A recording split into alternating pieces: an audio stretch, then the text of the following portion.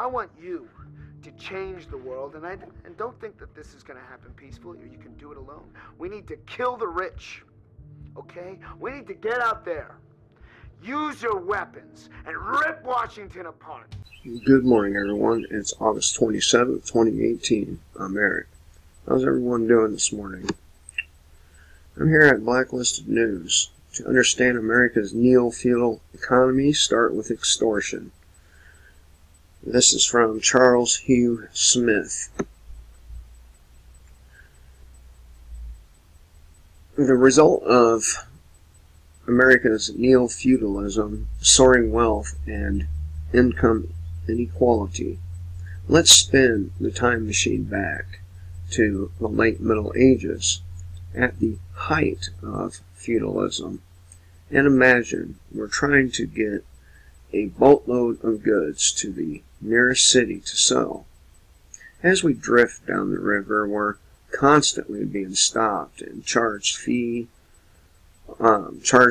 for transiting one small fiefdom after another. When we finally reach the city, there's an entry fee for bringing our goods to market. Note that none of these fees were payments for improvements to transport or for services rendered. They were simply extortion. This was the economic structure of feudalism. Petty fiefdom levied exorbitant fees that funded the lifestyles of nobility. We have the same thing going on now. Our money funds the lifestyle of America's nobility. You know, the Obamas, the Trumps, the Bushes, Congress, Senate. This is why I've long called America's economy neo-feudal. We pay ever higher fees for services that are degrading and not improving. This is the essence of extortion. We don't get any improvement in goods and services for the extra money we're forced to pay. Consider higher education. Costs are soaring while the value of the product, a college diploma, declines. What extra value are students receiving for the doubling of tuition and fees? The short answer is none. College diplomas are in oversupply, and studies have found that a majority of students learn remarkably little of value in college. One of the reasons I left college was because after my third year in, I was still not learning anything new. So I did make quite a bit of money, though, while I was in college. I did. $400 a paper. I typed papers for people and made good money doing that. As I explained in my book, the nearly free university and the emerging economy, the solution is to accredit the student, not the institution. If the student learned very little, he or she doesn't get credentialed. Were students to have access to the best classroom lectures online and on-the-job apprenticeship in the workplace, learning would be significantly improved and costs reduced by 80 to 90%. In this structure, there's no need for costly campuses or administration. The entire structure of higher education could be largely automated with software, except for the workplace apprenticeships, which focus on case studies and real-world projects that are creating value in the here and now. Consider healthcare. Has the quality of healthcare doubled along with the costs? Are Americans significantly healthier as the cost of healthcare have tripled?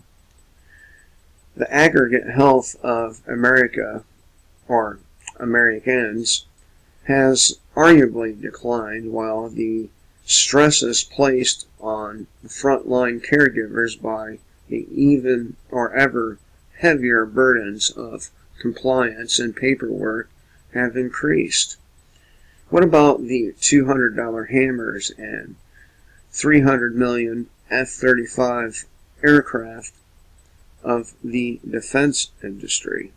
Once again, as costs have soared, the quality and effectiveness of the products being supplied has arguably declined.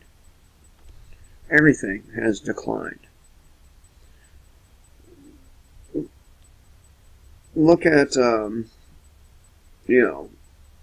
the service you get when you go to restaurants now. Look at the service you get at any given business anymore. Pretty bad. And the Hardee's right down the road from us, a couple months back, my wife goes up and she tries to get our dinner, and she gets to the drive-thru window, and there's a black woman with a weave and these long-ass fingernails tapping on the screen there, and she's like, "How you work this, motherfucker?" Well, that's the kind of service you get.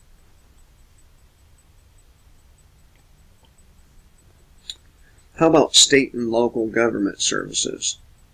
They're not improving as taxes and junk fees rise, are they? Look at the police services compared to the 1950s. That hasn't improved. It's declined as well.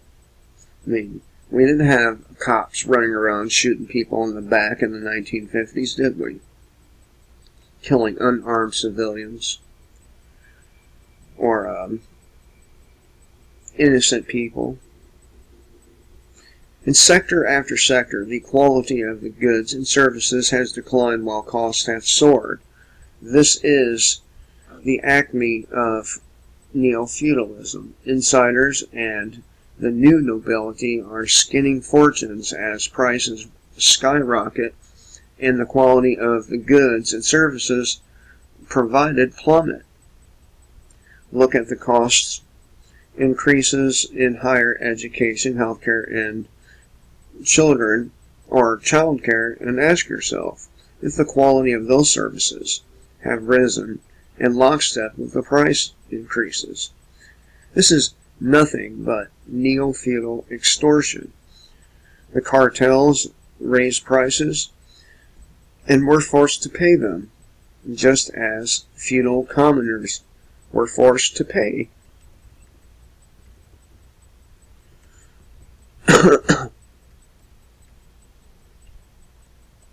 Here's the result of America's neo-feudalism: soaring wealth and income inequality.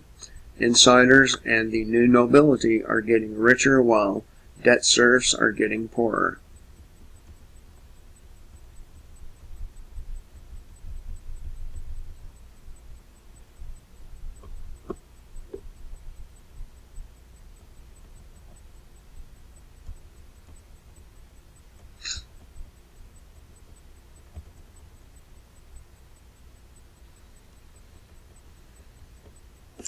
So,